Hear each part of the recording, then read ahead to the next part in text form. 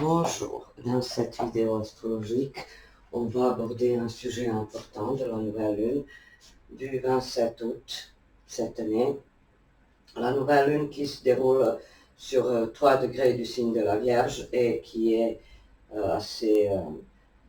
qui sera assez mouvementée et avec des notions de turbulence et de revirement de la situation et de nouveaux débuts et de quelques petit renouveau, je dirais, parce qu'on a des aspects assez tendus. Je vais vous dire sur quel degré ça se trouve. Donc, Soleil, Lune, 3 Vierge, Mercure, 0 degré Balance. Vénus, 18 Lion, Mars, 3 Gémeaux, Jupiter, 7 Bélier rétrograde, Saturne, 20 degrés Verseau, Uranus, 18 degrés Taureau, rétrograde, Neptune 24 Poisson, Pluton 26 degrés Capricorne, nœud nord sur 16 degrés du Taureau, lune noire 14 degrés du Cancer. Donc Soleil et Lune sont en conjonction mais en carré exact à Mars. En Gémeaux, Mars va rester dans ce signe pendant plusieurs mois jusqu'à la fin de l'année, vous voyez. Donc, ça va dynamiser notre quotidien ou la sphère où se trouve, où tombe ce transit de Mars en Gémeaux. Donc, la maison dans le thème natal où se trouvent les Gémeaux sera particulièrement activée et forcément changée.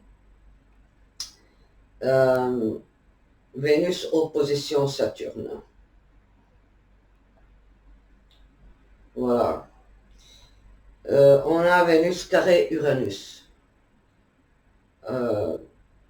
Aspect exact. Comme le carré Soleil-Lune à Mars. Donc on a assez d'aspects susceptibles de vraiment faire bouger les choses et de nous révéler quelques nouveaux potentiels et des vérités qui sont restées jusque-là dans l'ombre quelconque. Donc la nouvelle lune en Vierge, selon moi, pourrait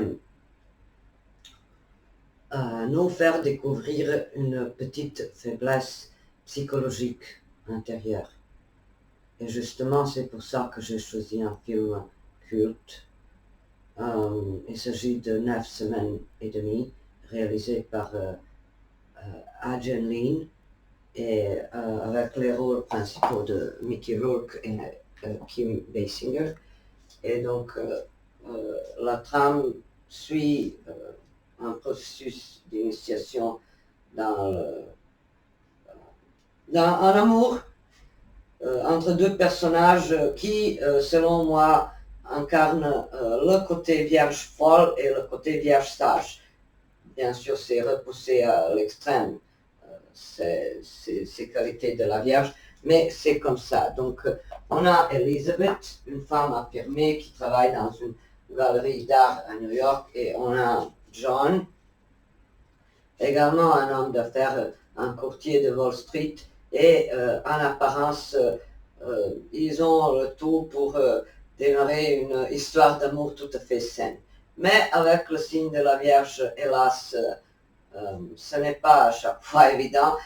Comme quelqu'un l'a écrit une fois sur un forum astrologique, si l'on devrait donner une symbolique au personnage de Brie dans la série Desperate Housewives, ce serait décidément le côté maniaque et rigide de la Vierge. Donc Brie, le personnage de Brie de cette série pourrait donner l'illustration de ce que c'est une Vierge ou plusieurs planètes personnelles conjointes en Vierge. Voilà, où donc le signe de la Vierge valorisé dans notre thème. Donc on a ici Elizabeth qui représente bien évidemment ce côté de pureté, de chasteté, de naïveté, d'innocence, une Vierge inexpérimentée qui se lance dans la découverte de pratiques malsaines. Malsaines c'est discutable, parce que le réalisateur lui-même a affirmé que le film parle d'une histoire d'amour et non de l'incitation à se comporter de manière perverse, irrespectueuse et violente ou agressive. Voilà, donc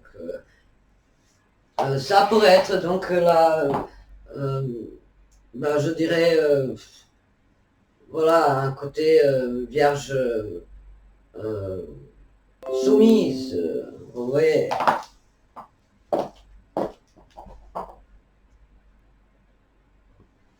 Donc la Vierge de notre histoire, de notre éclipse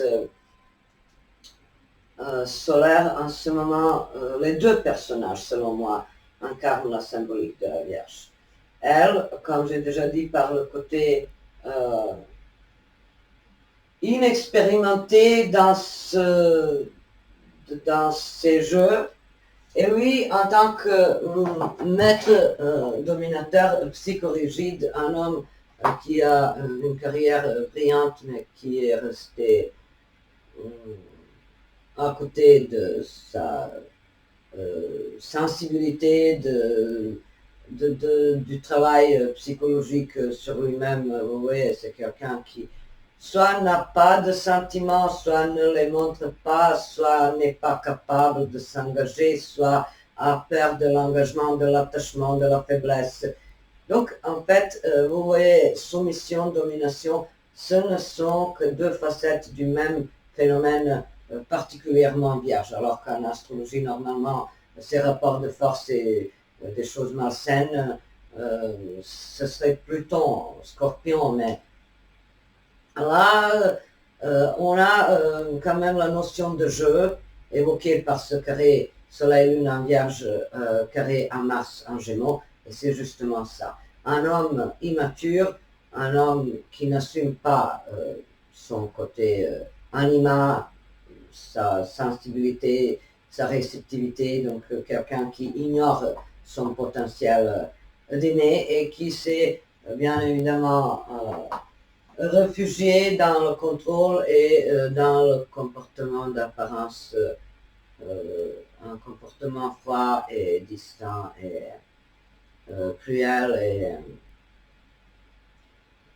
Donc on suit, si vous avez vu ce film, que je trouve d'ailleurs meilleur que Fifty Shades of Grey, cet autre film.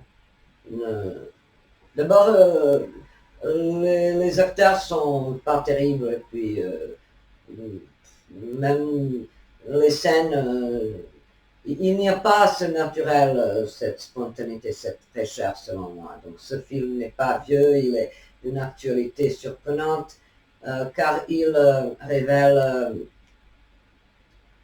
les questions éternelles, universelles, vous voyez. Ce sont donc les questions de pouvoir au sein du couple, la perte de sa propre, disons, identité, personnalité au profit de l'autre, combien on est prêt à aller, jusqu'où, combien loin on peut aller par complaisance pour l'autre, combien on est capable de se sacrifier, entre guillemets, pour plaire ou pour retenir cet autre. Donc, question du pouvoir, question de domination, question de nouvelles sensations, de jeu, c'est ce Mars en Gémeaux. Justement, les jeux qui, en fin de compte, dans ce film, il n'y a pas de cruauté, de souffrance, disons, physique extrême. Il n'y a pas une épreuve, voilà, ce n'est pas une passion plutonienne qui peut même détruire physiquement quelqu'un ou le pousser vraiment vers un acte irréversible. Vous voyez, c'est plutôt, ça reste quand même très ludique, très anodin. Ce sont les jeux sensuels, les jeux érotiques qui apparemment ne devrait pas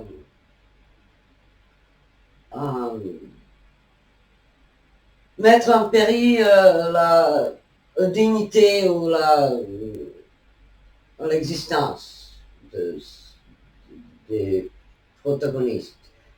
Donc, Elizabeth se fait initier par John dans la... Elle se découvre, elle apprend à se connaître. C'est en fait, entre autres, cette symbolique de la Vierge. Et les Vierges, c'est le signe le plus porté vers les analyses et l'introspection. Voilà, des psychanalystes sans concurrence. Psychologue, psychiatre, détective aussi, c'est ça. Il ne faut pas oublier que Agatha Christie était le signe de la Vierge. Vous voyez. Donc, Elizabeth découvre un univers où l'ego est dissous. Ce sont de nouvelles sensations qui pourraient ici être représentées par le carré Vénus-Uranus, le libertinage, oser sortir du rôle conservateur et coincé, en amour ou en relation ou en couple. Donc on a plein de symboliques de ce carré Vénus-Uranus. Ça pourrait être les scènes avec la nourriture. Uranus se trouve en taureau ici justement. Donc, ce sont de nouvelles saveurs, nouveaux goûts, nouvelles sensations. Mais peu à peu, le jeu où aucun des deux n'a su ou n'a pas pu mettre des limites, le jeu se prolonge et les limites entre la réalité et les fantasmes deviennent très floues. Et c'est pour ça que qu'elle décide à la fin de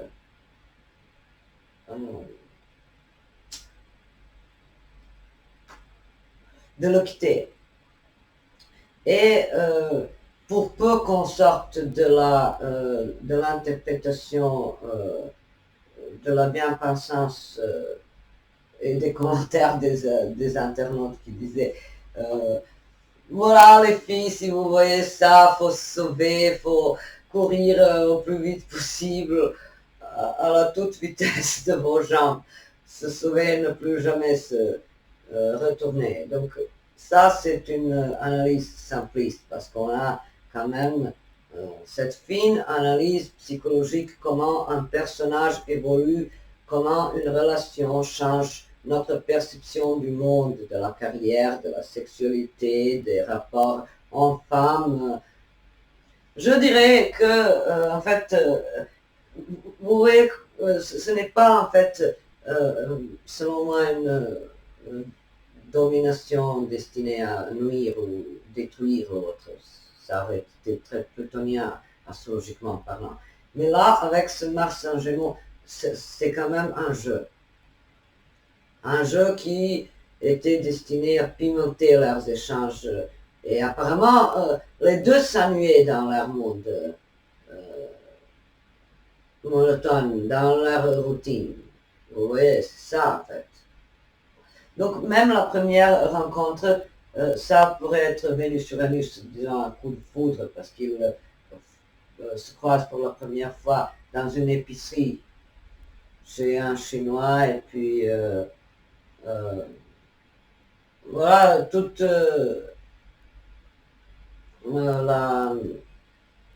l'évolution se joue comme par hasard. Vous voyez, cette notion du hasard, ça aurait pu être Uranus. Donc une rencontre imprévisible sur un endroit improbable, puis il a fait visiter d'autres endroits improbables, etc.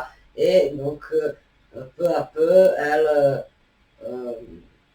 accepte, voilà, de se faire dominer, mais elle accepte, mais elle n'assume pas. Elle n'assume pas le rôle de dominer et n'assume pas non plus entièrement ces nouvelles sensations qui découlent de cette soumission. Oui, donc ça aussi c'est très vierge. Hésitation. Et bref, les deux personnages, selon moi, les deux personnages souffrent en quelque sorte de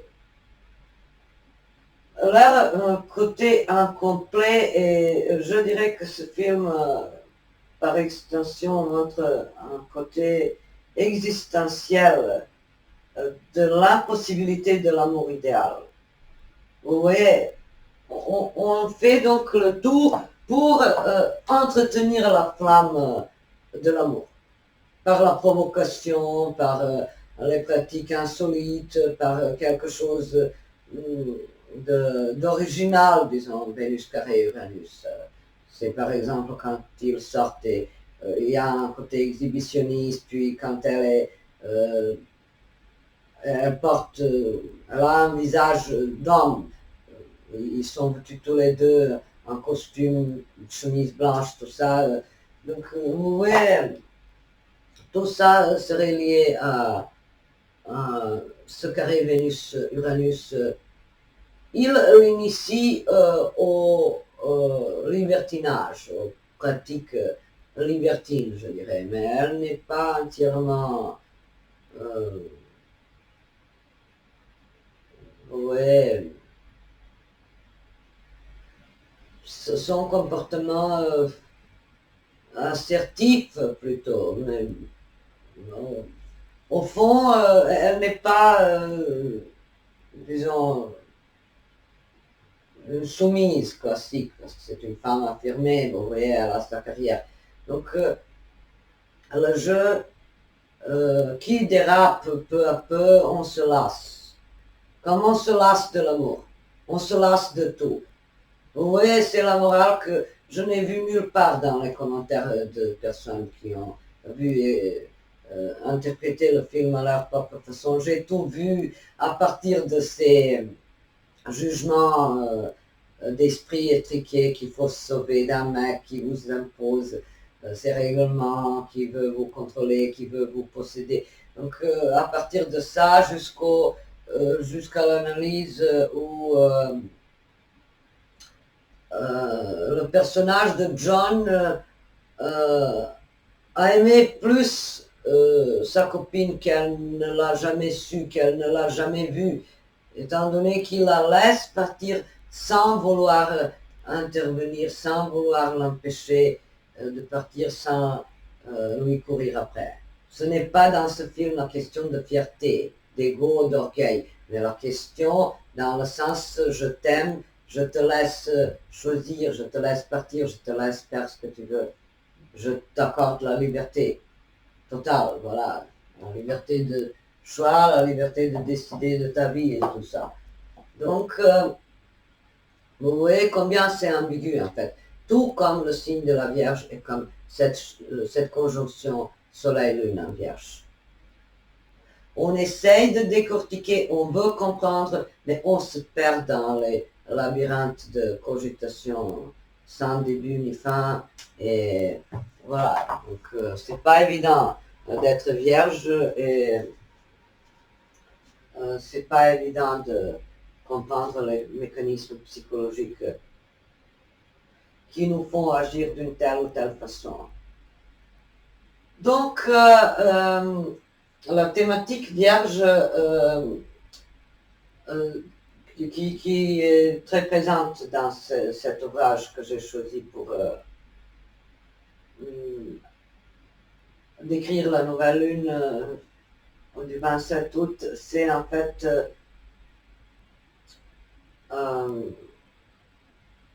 le côté vierge serviable, soumis, docile, ou facilement manipulable et pudique et naïf, et voilà, c'est très vierge. Donc la Vierge se laisse guider parfois par des personnes méchantes. Donc voilà, la Vierge, c'est un signe fragile, un signe en angoisse permanente. C'est un signe très anxieux, très introverti, très timide, très coincé, vous voyez. Mais avec ce carré à Mars, je dirais que c'est à travers de quelques jeux qu'on peut démarrer un nouveau chapitre de notre vie dans une sphère quelconque en acceptant le jeu, évoqué ici par Mars en Gémeaux. Oui, donc ne pas trop prendre au sérieux les choses qui nous arrivent forcément.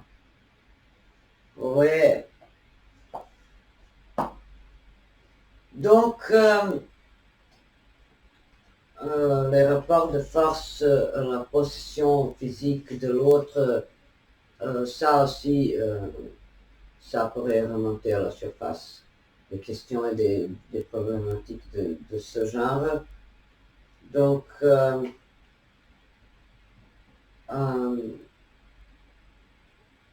mais comme vous pouvez voir, la Vierge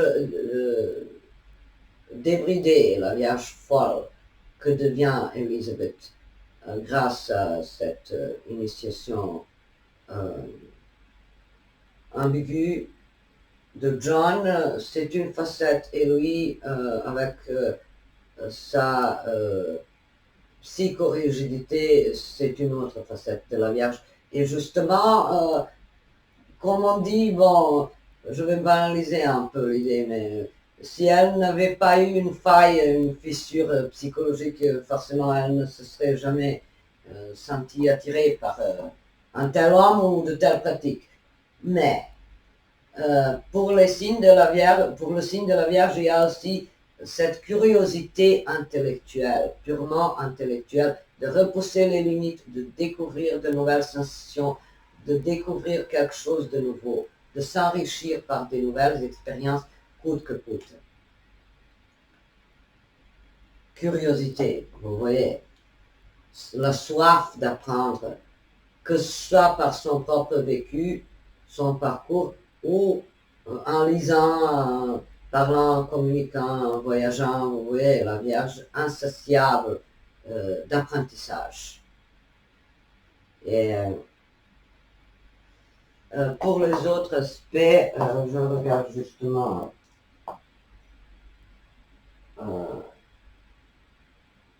et la fin du film pourrait aussi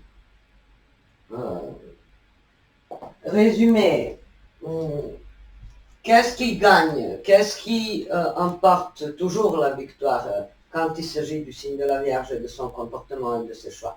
La logique. La logique impitoyable. Elle quitte cet homme qui lui a offert une autre vision de sensualité, de plaisir, et vous voyez, cet homme l'aime, ça se voit parce que il la coiffe, il l'habille, il lui fait à manger, il lui accorde son attention et tout. Mais voilà. Et puis cette impossibilité à distinguer les limites et la réalité entre la réalité qui s'engloutit dans le monde des fantasmes. Ça aussi, ça pourrait être très vierge, parce que à force de décortiquer sans cesse, la Vierge se perd dans ses analyses et risque de se tromper malgré ce potentiel intellectuel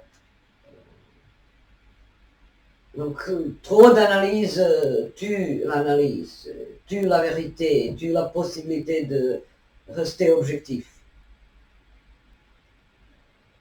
Donc, Vénus opposition Saturne, ça pourrait être aussi c'est un truc sadomasochisme en quelque sorte.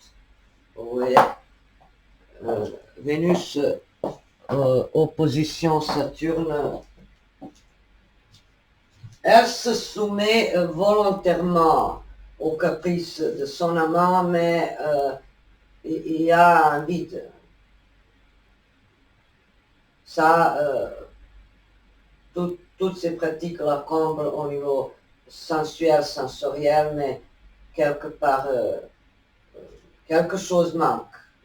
Bien sûr, ici, il manque une dimension de dévouement, d'engagement, d'attachement que John est incapable d'assumer et de donner et de faire. Oui, les deux personnages ont un côté bancal, émotionnellement.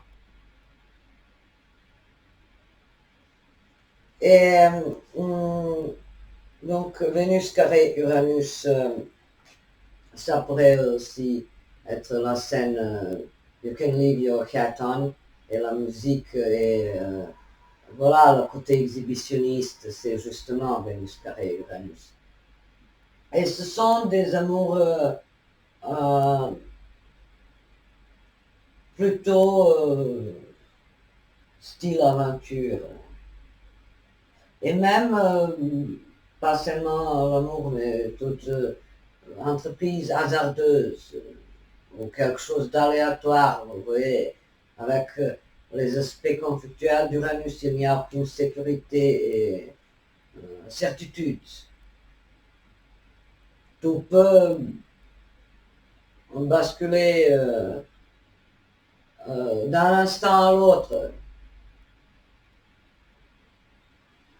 Et donc les relations de ce type, est-ce qu'elles rapportent la délivrance, la réconciliation avec notre propre ombre? Sont-elles destinées à nous détruire, à nous transformer, à nous purifier ou à nous enrichir? C'est des questions forcément qu'on devrait aborder pendant cette période. Donc, la fin est proprement vierge. Un amour malheureux, mais cette fois c'est l'homme qui reste malheureux avec seulement son amour envers elle. Et chez elle, c'est la logique imperturbable qui l'emporte sur toute autre sensation. Donc, je suppose qu'on va cogiter énormément pendant cette période. Et pas chaque fois révéler ce qui nous passe par la tête. Donc, la Vierge est quand même, symbolise quand même cet univers de fantasmes et de choses cachées, refoulées, impressions subjectives. Mais pour l'événementiel, il y a les carrés de Mars, il y a le carré Vénus-Uranus. Donc ces carrés pourraient quand même mener vers quelque chose de concret. Oui. Et pour nous tous, forcément, on ne va pas vivre des expériences érotiques aussi intenses que dans ce film, mais ça pourrait être quelque autre expérience dans la vie qui bascule la routine, qui nous fait sortir de notre train-train monotone. Quelques événements qui qui nous pousse à transgresser nos limites ou agir différemment. Oui, il y a des aspects de libération, je dirais. Et donc la passion intense représentée par Soleil-Lune conjoint qui se trouve en carré à Mars en Gémeaux. C'est quand même quelque chose d'intense. Oui. Donc ça va être une nouvelle lune, je dirais, très riche au niveau intérieur, très significative au niveau d'une vérité intérieure, personnelle.